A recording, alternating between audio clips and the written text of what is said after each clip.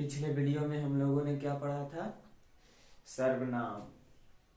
तो सर्वनाम, उससे पहले रिवीजन थोड़ा सा कर लेते हैं कि सर्वनाम किसे कहते हैं। हम लोगों ने पढ़ा था कि सर्वनाम जो शब्द संज्ञा के स्थान पर प्रयोग होते हैं उसे सर्वनाम कहते हैं। और सर्वनाम जो है हमारे वाक्यों को संज्ञा के पुनरावृत्ति को रोककर हमारे वाक्यों को सौंदर्यपूर्ण बनाता है। सौंदर्यपूर्ण कैसे बनाता है? सर्वनाम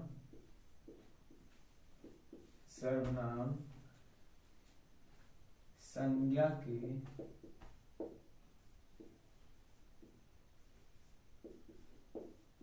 पुनरावृत्ति को रोककर वाक्यों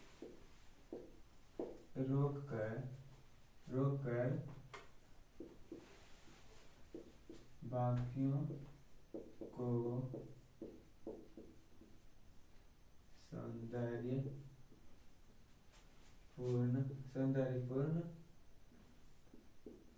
बनाता है। जैसे सर्वनाम संज्ञा की पुनरावृत्ति को रोककर वाक्यों को सौंदर्यपूर्ण बनाता है। अब किस तरह से सौंदर्यपूर्ण बनाता है यहाँ पे देखते हैं वाक्य प्रयोग के द्वारा। जैसे मोहन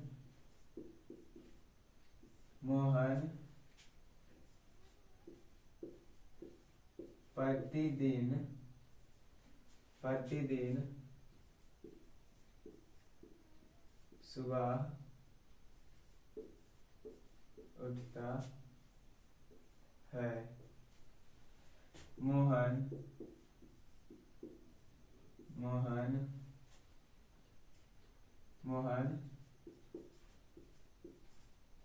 प्रत्येक दिन स्कूल जाता है। मोहन एक अच्छा लड़का है।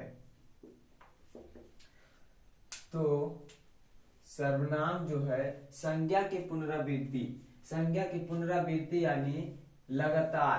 पुनरावृत्ति मतलब संज्ञा को बार बार आना, लगातार आना, उसी को क्या कहते हैं? पुनरावृत्ति।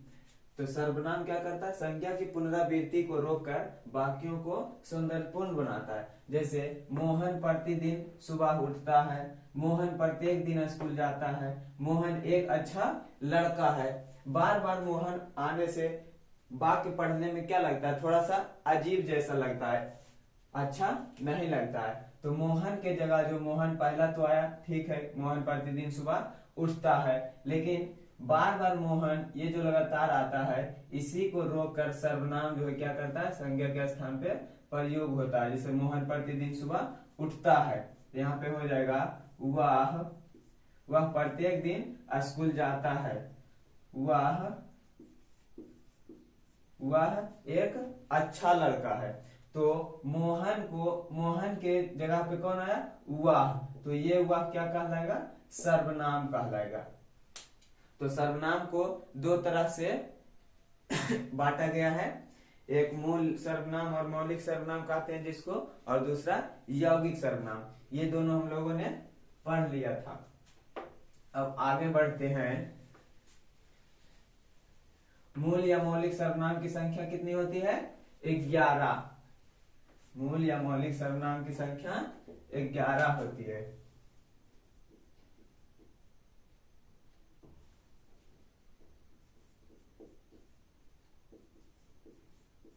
मौलिक सर्वनाम कौन कौन है? मैं, तू, आप, यह, वह, जो, सो,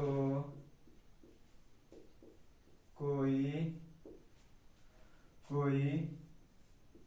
कुछ, कौन और क्या। ये हमारा मौलिक सर्वनाम है। मौलिक सर्वनाम और यौगिक सर्वनाम पढ़ लिए थे। और सर्वनाम के प्रयोग और अर्थ के आधार पे 6 प्रकार के होते हैं। सर्वनाम के भेद कितने होते हैं? 6, प्रयोग के आधार पे। तो पहला भेद पढ़ लिए थे हम लोगों ने। पहला भेद पुरुषवाचक सर्वनाम। पहला क्या पढ़े थे? पुरुषवाचक सर्वनाम। इसमें कौन कौन आता है? मैं, तू, आप, यह और वह, इतना आता है पुरुषवाचक सर्वनाम में। अब पुरुषवाचक सर्वनाम ये 3 प्रकार के होते हैं। पुरुषवाचक सर्वनाम 3 प्रकार के होते हैं। पहला बोलने वाले, पहला उत्तम पुरुष, दूसरा मध्यम पुरुष, तीसरा अन्य पुरुष। अब उत्तम पुरुष किसे कहते हैं? उत्तम मतलब क्या होता है? सबसे अच्छा, उत्तम, सबसे उत्तम मैं हूं, मेरे अलावा कोई नहीं। यानी बोलने वाले को उत्तम पुरुष कहा जाता है। बोलने वाले को क्या कहा जाता है? उत्तम पुरुष। बोलने वाला क्या कहलाता है? उत्तम पुरुष। और मध्यम पुरुष, सुनने वाले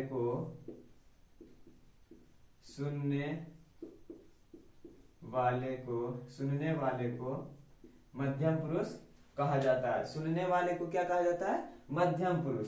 और जिसके बारे में कुछ कहा जाए, जिसके बारे में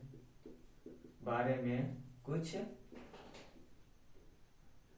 कहा जाए, जिसके बारे में कुछ कहा जाए उसे क्या कहेंगे? अन्य पुरुष। जैसे उत्तम पुरुष, बोलने वाले को क्या कहा जाता है? उत्तम पुरुष। इसमें आएगा मैं और हम, इसमें आ जाएगा मैं और हम। इसमें सुनने वाले को उत्तम पुरुष मध्यम पुरुष कहा जाता है।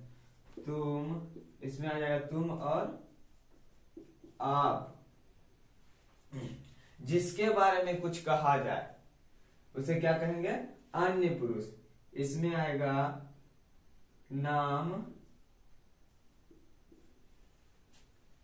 इसमें आएगा यह, वह और कोई भी नाम। तो पुरुषवाचक सर्वनाम कितने प्रकार के होते हैं?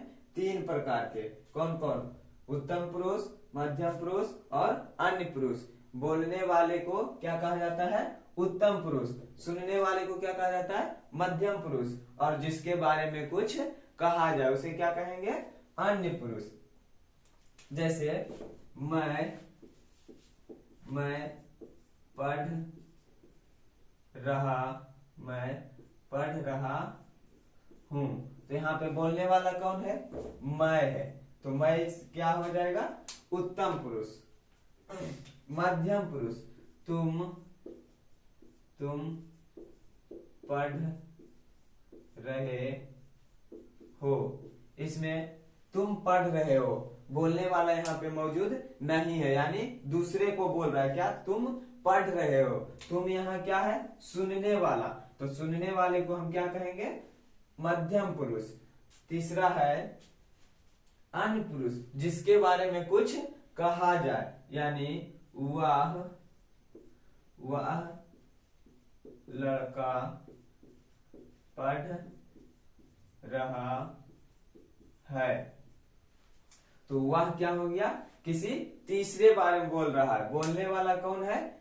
बोलने वाला प्रथम पुरुष, बोलने वाला उत्तम पुरुष, और जिसको सुना रहा है वो मध्यम पुरुष, और जिसके बारे में बोल रहा है उसे क्या कहेंगे? अन्य पुरुष। तो वह लड़का पढ़ रहा है, यहाँ पे ये वह जो है कौन पुरुष हो जाएगा? अन्य पुरुष। इसमें नाम यदि ले लेंगे क्या हो जाएगा, मोहन, मोहन पढ़ रहा है। तो मोहन पढ़ रहा है, पूछेगा पुरुषवाचक सर्वनाम कौन सा भेद है, तो अन्य पुरुष। यदि पूछे इसमें कि मोहन पढ़ रहा है, तो मोहन कौन सा सर्वनाम है। कोई व्यक्ति सोचेगा कि मोहन तो सर्वनाम है ही नहीं, लेकिन पुरुषवाचक सर्वनाम में, पुरुषवाचक सर्वनाम के तीसरा भेद क्या है, अन्य पुरुष। और अन्य पुरुष में आता है यह, वह और नाम। तो मोहन कौन सा सर्वनाम होगा, पुरुषवाचक सर्वनाम। उससे पहले बताएंगे मोहन कि अन्य पुरुष में आता है। यदि पूछेगा सीधा कि मोहन कौन सा सर्वनाम है, तो क्या कहेंगे, पुरुषवाचक सर्वनाम। दूसरा भेद पढ़ते हैं।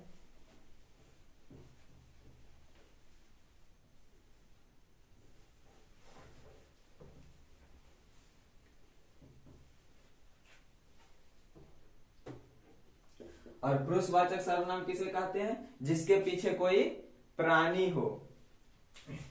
ये तो पिछले वीडियो में ही मैंने पढ़ाया था। दूसरा भेद है निजवाचक सर्वनाम, निजवाचक सर्वनाम। निजवाचक सर्वनाम इसमें आएगा आप,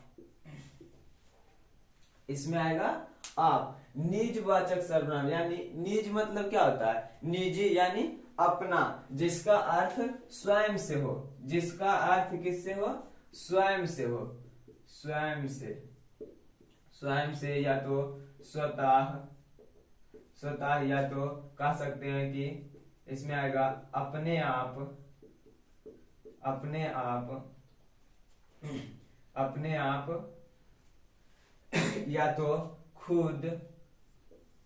ये सारे शब्द जहां पे दिखेंगे क्या होंगे, निजवाचक सर्वनाम। जैसे वाक्य प्रयोग करते हैं, मैं अपने आप, अपने आप, अपने आप खाना खा लूंगा, मैं अपने आप खाना खा लूंगा। तो पूछेगा इसमें कौन सा सर्वनाम है, तो अपने आप। ये मैं जो बोल रहा है किसके बारे में, खुद के बारे में बोल रहा है कि मैं अपने आप खाना बना लूंगा। या तो हम यहाँ पे लिख सकते हैं मैं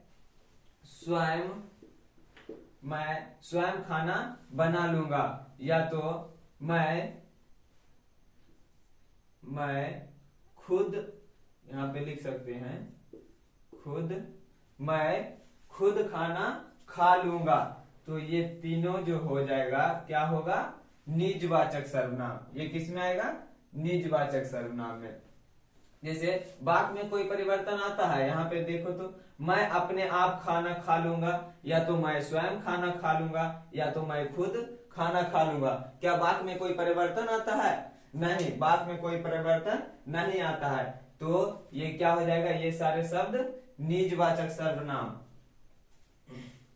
जहां पे भी दिखे स्वयं, अपने आप, खुद या तो स्वतः, यानी अपने आप के बारे में। जैसे वह खुद ही घर चला जाएगा,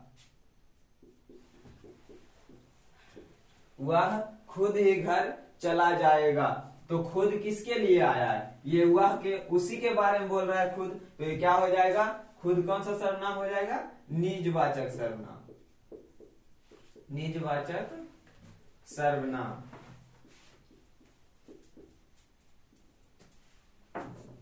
निजवाचक सर्वनाम जैसे मैं अपने आप घर चला जाऊंगा, या मैं अपने आप खाना बना लूंगा, या तो मैं स्वयं चला जाऊंगा। जहां पे भी मैं अपने आप के बारे में बोलेगा, निजी बारे में बोलेगा, क्या हो जाएगा, निजवाचक सर्वनाम। आगे चलते हैं।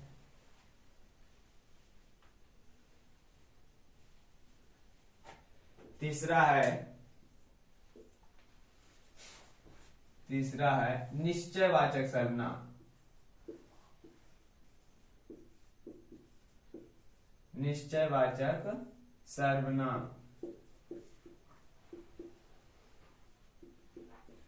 निश्चयवाचक सर्वनाम जो किसी को निश्चित करता है, वह सर्वनाम जो किसी को निश्चित करता है। यानी इसमें यह और वह जो सर्वनाम है किसमें आएगा? निश्चयवाचक सर्वनाम में। जैसे लिखेंगे वाक्य में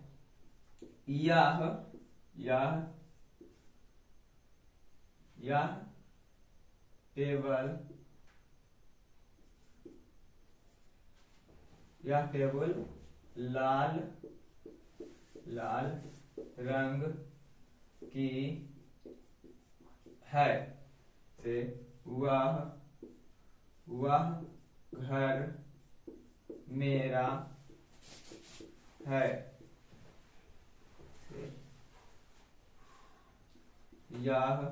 यह पुस्तक मेरी है। तो यह जो सर्वनाम आया है निश्चित कर रहा है किसको? टेबल को।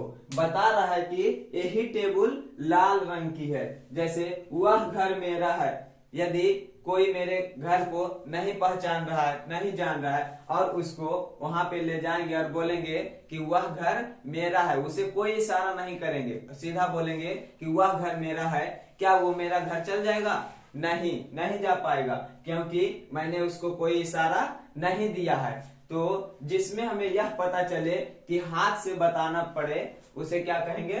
निश्चयवाचक सर्वनाम। जैसे वह घर मेरा है, बता रहे हैं हम उसको कि वह घर मेरा है, तब वो मेरा घर चल जाएगा। तो वह क्या कर रहा है? घर को निश्चित कर रहा है कि वही घर मेरा है। घर तो ढेर सारा है, जिस गली में गए उसमें घर ढेर सारा है, लेकिन घर मेरा कौन है? वह। तो वह कौन सा सर्वनाम हो जाएगा? निश्चयवाचक सर्वनाम। यह पुस्तक, यदि पुस्तक एक बेंच पे रखा हुआ है और बोले कि यह पुस्तक, यानी उसको कोई इंडिकेट नहीं करे और डायरेक्ट बोले कि यह पुस्तक मेरी है, तो क्या वो पहचान जाएगा कि कौन सा पुस्तक मेरी है? नहीं पहचान पाएगा।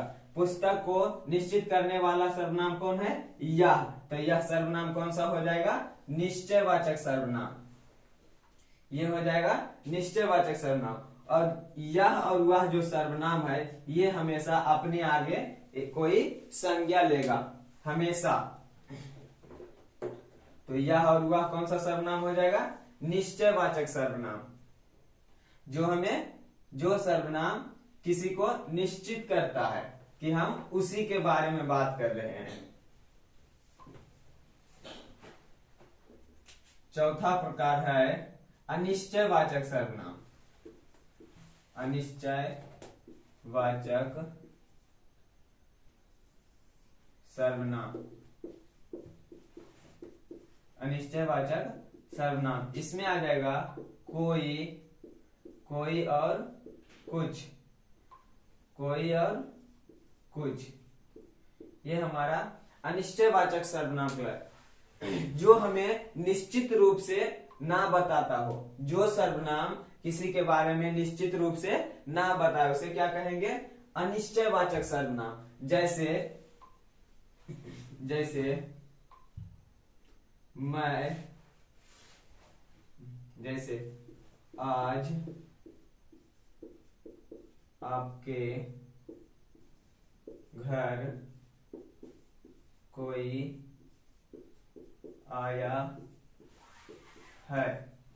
आज आपके घर कोई आया है, क्या यह निश्चित रूप से बता रहा है कौन आया है? यह निश्चित रूप से नहीं बता रहा है, सिर्फ जान रहा है कोई आया है, लेकिन उसके बारे में निश्चित रूप से पता नहीं है। इसीलिए ये कोई कौन सा सर्वनाम हो जाएगा? अनिश्चयवाचक सर्वनाम, जो हमें निश्चित रूप से नहीं बताता है। जैसे आज मैंने कुछ खाया है। आज मैंने कुछ खाया है, खाया तो है लेकिन पता नहीं है कि क्या खाए हैं, तो यहाँ पे कुछ क्या हो जाएगा, अनिश्चयवाचक सर्वनाम, जो हमें निश्चित रूप से नहीं बता रहा है कि क्या खाए हैं। एक वाक्य और ले लेते हैं।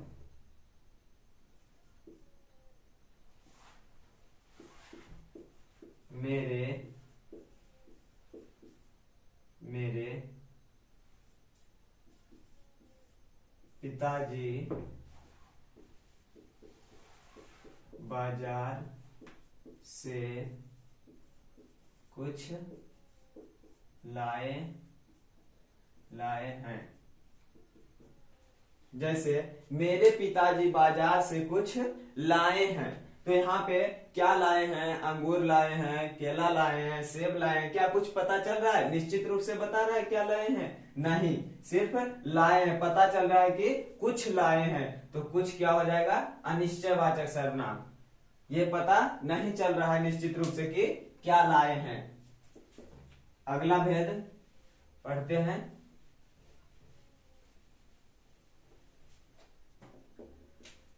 पांचवा है प्रश्नवाचक सर्वनाम। प्रश्नवाचक सर्वनाम,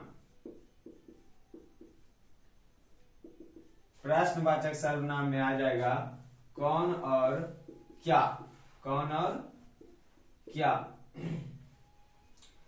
तो जिस सर्वनाम से हमें पता चले कि प्रश्न करने का बोध हो उसे क्या कहेंगे, प्रश्नवाचक सर्वनाम। वाक्य के द्वारा समझते हैं। जैसे आप कौन हैं, आप कौन हैं, आप क्या कर रहे हैं, आप क्या कर रहे हैं। तो प्रश्नवाचक चिन्ह, इसमें तो प्रश्न करने का बोध हो रहा है, पूछ रहा है, जैसे आप कौन हैं, आप क्या कर रहे हैं। यदि जिस सर्वनाम से यह पता चले कि कोई प्रश्न करने का बोध हो रहा है तो वो प्रश्नवाचक सर्वनाम कहलाएगा। और दूसरा नियम इसमें पहचानने का है कि वाक्य के लास्ट में क्या रहेगा, प्रश्नवाचक चिन्ह रहेगा, तो क्या कहलाएगा, प्रश्नवाचक सर्वनाम। जैसे आप कहाँ जा रहे हैं, आप क्या कर रहे हैं, आप कौन हैं, ये सारे क्या हो जाएगा, प्रश्नवाचक सर्वनाम। छठा भेद पढ़ते हैं संबंधवाचक सर्वनाम। संबंधवाचक सर्वनाम, संबंधवाचक सर्वनाम, संबंधवाचक सर्वनाम जैसे में आ जाएगा जो और सो, जो और सो की जगह कभी कभी ओ भी पूछने लगा एग्जाम में। वाक्य के द्वारा समझते हैं। जैसे वह लड़का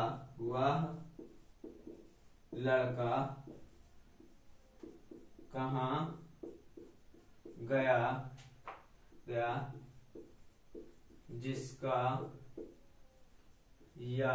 जिसका यह बैग है। तो यहाँ पे जिसका ये क्या बता रहा है, संबंध बतला रहा है, लड़के से बैग का पूछ रहा है, वह लड़का कहाँ गया जिसका यह बैग है। तो लड़के का संबंध किससे बता रहा है, बैग से, लड़के का संबंध बैग से बता रहा है, और वो बैग से संबंध बतलाने वाला शब्द कौन है, जिसका। तो जो से बना है जिसका, जिसके, जिन्होंने, जिनके लिए, जिनको, तो ये सारे शब्द क्या कहलाएंगे, यौगिक सर्वनाम कहलाएंगे। और जो हमारा क्या है, मूल सर्वनाम है। जैसे जो परिश्रम